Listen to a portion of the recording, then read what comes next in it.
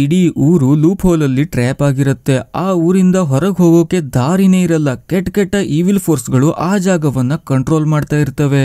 ರಾತ್ರಿ ಆದ್ರೆ ಸಾಕು ಮನೆಯಲ್ಲಿ ಅಡಿಗೆ ಕೂತ್ಕೊಳ್ಬೇಕು. ಯಾರೇ ಬಂದು ಸಹಾಯ ಕೇಳಿದ್ರು ಡೋರ್ ತೆಗಿಬಾರ್ದು. ಹಾಗೆ ಹೊರಗಿಂದ ಬಂದವರಿಗೆ ಮನೆಯ ಒಳಗೆ ಬರೋಕೆ ಪರ್ಮಿಷನ್ ಕೊಡಬಾರ್ದು ಅಂತೆಲ್ಲ ರೂಲ್ಸ್ ಮಾಡ್ಕೊಂಡಿರ್ತಾರೆ. ಬರೀ ಆ ಊರಿನ ಜನರಷ್ಟೇ ಅಲ್ಲ, ಹೊರಗಿಂದ ಬಂದಂತವರು ಕೂಡ ಅಲ್ಲೇ ಸಿಕ್ಕಾಕೊಳ್ತಾರೆ. ಇಷ್ಟೆಲ್ಲ ಆದಾಗ ಅಂತಹ ಕ್ರಿಯೇಚರ್ ಗಳಿಂದ ಹೇಗೆ ಬಚಾವಾಗ್ತಾರೆ, ಕೊನೆಗೆ ಎಲ್ಲರ ಕಥೆ ಏನಾಗುತ್ತೆ ಅನ್ನೋದನ್ನ ನೋಡೋಣ ಫ್ರಾಮ್ ಸೀರೀಸ್ ಅಲ್ಲಿ. ಈ ಸೀರೀಸ್ ನ ಸ್ಟಾರ್ಟಿಂಗ್ ಅಲ್ಲಿ ಬಾಯ್ಡ್ ಸ್ಟೀವನ್ಸ್ ಅಂತ ಒಬ್ಬ ಶರೀಫ್ ಗಂಟೆ ಬಾರಿಸ್ತಾ ಇಡೀ ಊರನ್ನ ಸುತ್ತಾ ಇರ್ತಾನೆ. ಅವನು ಹಾಗೆ ಗಂಟೆ ಹೊಡೆದ ಅಂದ್ರೆ ಆ ಊರಿನ ಜನರೆಲ್ಲ ಮನೆ ಸೇರಿಕೊಳ್ತಾ ಇರ್ತಾರೆ. ಅಂದ್ರೆ ರಾತ್ರಿ ಆಗೋ ಅನಾಹುತ ತಪ್ಸೋಕಂತ ಅವರೆಲ್ಲ ಈ ರೂಲ್ಸ್ ಅನ್ನ ಫಾಲೋ ಮಾಡ್ತಿರ್ತಾರೆ. ಸ್ಟೀವನ್ಸ್ಗೆ ಒಬ್ಬ ಅಸಿಸ್ಟೆಂಟ್ ಇದ್ದ ಕೆನ್ನಿ ಅಂತ. ಅವನ ತಂದೆಗೆ ಅರಳು ಮರಳು ಆಗಿರೋದಿಕ್ಕೆ ಜೀನಾ ಅಂತ ಒಬ್ಳು ಕೇರ್ ಟೇಕರ್ ಅವನನ್ನ ನೋಡ್ಕೊಳ್ತಾ ಇರ್ತಾಳೆ. ಅವರೆಲ್ಲ ಇರೋದು ಕ್ಲಿನಿಕಲ್ ಆಗಿತ್ತು. ಹಾಗೆ ಆ ಊರಲ್ಲಿ ಯಾರಿಗೆ ಏನೇ ಹೆಲ್ತ್ ಹಾಳಾಗ್ಲಿ ಅವರೆಲ್ಲ ಬರೋದು ಕ್ರಿಸ್ಟಿ ಅಂತ ಒಬ್ಳು ಮೆಡಿಕಲ್ ಸ್ಟೂಡೆಂಟ್ ಹತ್ರನೇ ಆಗಿತ್ತು. ಇಷ್ಟೆಲ್ಲ ತೊಂದ್ರೆ ಯಾಕಂತ ಕೇಳಿದ್ರೆ ಅವರು ಇರೋ ಹಳ್ಳಿ ಪೂರ್ತಿ ಕರ್ಸ್ಡ್ ಆಗೋಗಿತ್ತು. ಅದೇ ದಿನ ರಾತ್ರಿ ಫ್ರಾಂಕ್ ನ ಹೆಂಡತಿ ಲಾರೆನ್ ಗಂಡ ಕತ್ಲಾದ್ರೂ ಮನೆಗ್ ಬಂದಿಲ್ವಲ್ಲ ಅಂತ ಎದುರು ನೋಡ್ತಾ ಇರ್ತಾಳೆ. ಅಷ್ಟೊತ್ತಿಗಾಗ್ಲೇ ಕತ್ಲಾಗಿದ್ದಕ್ಕೆ ಗತಿ ಇಲ್ಲದೆ ಅವಳು ಡೋರ್ ಕ್ಲೋಸ್ ಮಾಡ್ಲೇಬೇಕಾಗಿತ್ತು. ಹಾಗೆ ಲಾರೆನ್ ಕಿಟಕಿ ಬಾಗಿಲುಗಳನ್ನ ಸರಿಯಾಗಿ ಮುಚ್ಚಿಡ್ತಾ ಇದ್ರೆ ಅವಳ ಮಗಳು ಮೇಗನ್ ರೂಮ್ ಅಲ್ಲಿರ್ತಾಳೆ.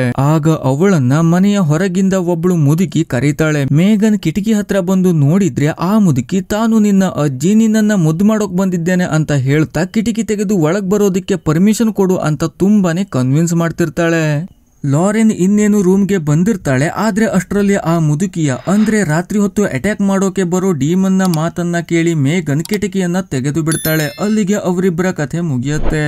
ಮಾರನೇ ದಿನ ಮ್ಯಾಥ್ಯೂಸ್ ಫ್ಯಾಮಿಲಿ ಎಲ್ಲಿಗೂ ಹೋಗ್ತಾ ಇರ್ತಾರೆ. ಗಂಡನ ಹೆಸರು ಜಿಮ್, ಹೆಂಡತಿಯ ಹೆಸರು ಟಬಿತಾ ಅಂತಾಗಿತ್ತು. ಅವರಿಗೆ ಇಬ್ರು ಮಕ್ಕಳಿರ್ತಾರೆ, ಜೂಲಿ ಹಾಗೆ ಅವಳ ತಮ್ಮ ಈಥನ್.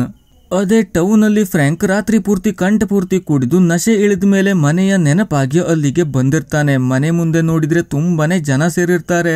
ಆಗ ಬಾಯ್ಡ್ ಬಂದು ಫ್ರಾಂಕ್ ನ ಬೇಜವಾಬ್ದಾರಿ ಕಂಡು ಕೋಪ ಮಾಡ್ಕೊಂಡು ಚೆನ್ನಾಗಿ ಬಾರಿಸ್ತಾನೆ. ನಂತರ ಅವನನ್ನ ಮೇಗನ್ನ ರೂಮ್ಗೆ ತಗೊಂಡು ಹೋಗಿ ಅಲ್ಲಿ ಬ್ರೂಟಲ್ ಆಗಿ ಸತ್ತೋಗಿದ್ದ ಹೆಂಡತಿ ಹಾಗೂ ಮಗಳ ಹೆಣವನ್ನ ತೋರಿಸ್ತಾನೆ. ರಾತ್ರಿ ಅವನು ಮನೆಯಲ್ಲಿದ್ದುಕೊಂಡು ಲಾರೆನ್ ಹಾಗೂ ಮೇಗನ್ ಮೇಲೆ ಕಾಳಜಿ ತೋರಿಸಿದ್ರೆ ಹೀಗಾಗ್ತಾ ಇರ್ಲಿಲ್ಲ. ಬೇಜವಾಬ್ದಾರಿಯಿಂದ ಕುಡಿದು ಬಿದ್ಕೊಂಡಿದ್ದಕ್ಕೆ ಈ ಘಟನೆ ನಡೆದು ಹೋಯ್ತು ಅನ್ನೋದು ಬಾಯ್ಡ್ ನ ಯೋಚನೆ ಆಗಿತ್ತು. ಇನ್ನು ಹೈವೇದಲ್ಲಿ ಹೋಗ್ತಿದ್ದವರಿಗೆ ಒಂದು ತೊಂದರೆ ಆಗತ್ತೆ. ಅವರು ಹೋಗ್ತಿದ್ದ ರೋಡ್ ನ ಮಧ್ಯದಲ್ಲಿ ಒಂದು ದೊಡ್ಡ ಮರ ಬಿದ್ದು ರೋಡ್ ಬ್ಲಾಕ್ ಆಗಿರುತ್ತೆ. ಅವರೆಲ್ಲ ಗಾಡಿಯಿಂದ ಇಳಿದು ಸುತ್ತಮುತ್ತ ನೋಡ್ತಾ ಅಲ್ಲಿಂದ ದಾಟಿ ಹೋಗೋಕೆ ದಾರಿ ಇದೆಯಾ ಅಂತ ನೋಡ್ತಾ ಇರ್ತಾರೆ. ಆಗ್ಲೇ ಅಲ್ಲೆಲ್ಲ ತುಂಬಾ ಕಾಗೆಗಳು ಬಂದು ಕೂತು ಕೆಟ್ಟದಾಗಿ ಕೂಗೋಕೆ ಶುರು ಮಾಡ್ತವೆ.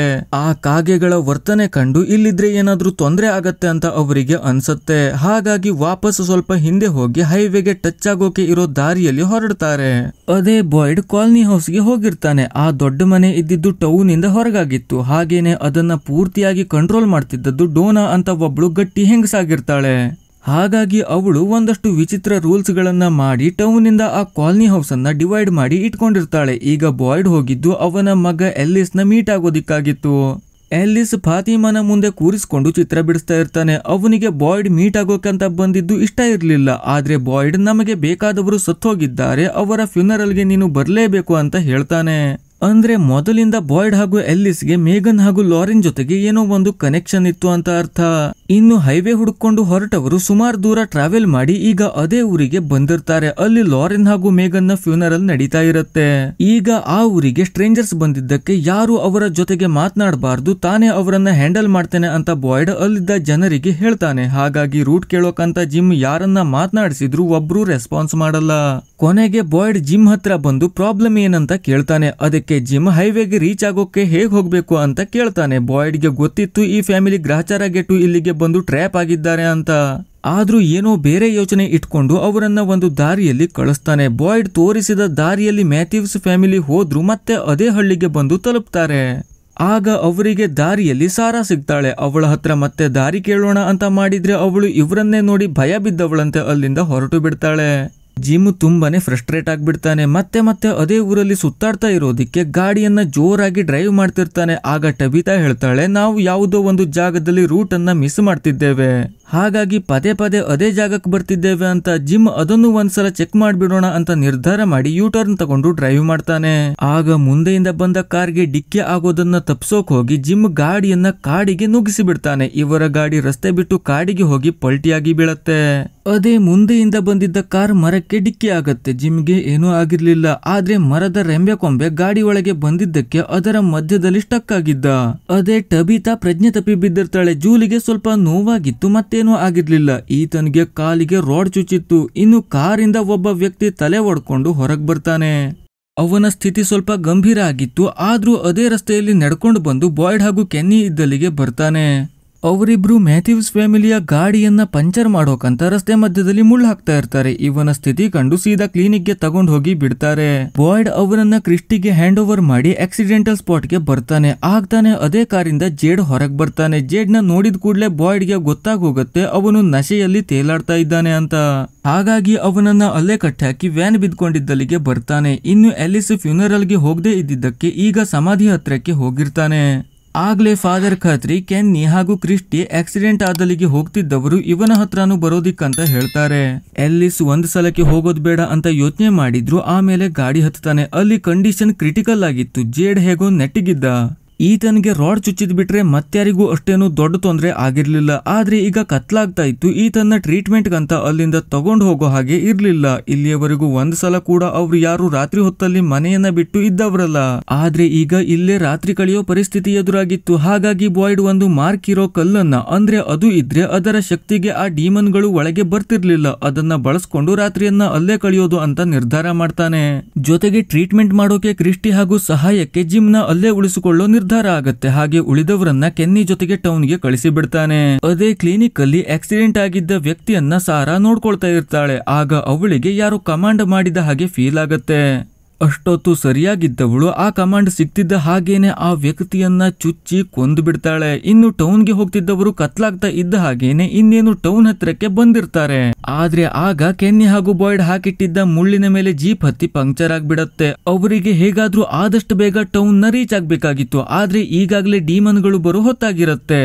ಇನ್ನು ರಾತ್ರಿ ಆದಾಗ ಡೀಮನ್ಗಳು ಇವರ ವ್ಯಾನ್ ಇದ್ದಲ್ಲಿಗೆ ಬಂದಿರ್ತಾರೆ. ಒಳಗಡೆ ಇವರು ಟ್ರೀಟ್ಮೆಂಟ್ ಕೊಡೋದಕ್ಕೆ ತುಂಬಾನೇ ಒದ್ದಾಟ ಮಾಡ್ತಿದ್ರೆ ಆ ಡೀಮನ್ಗಳು ತಾವೇ ಹೆಲ್ಪ್ ಮಾಡೋಕೆ ಬಂದಿರುವವರಂತೆ ಕರೀತಾರೆ.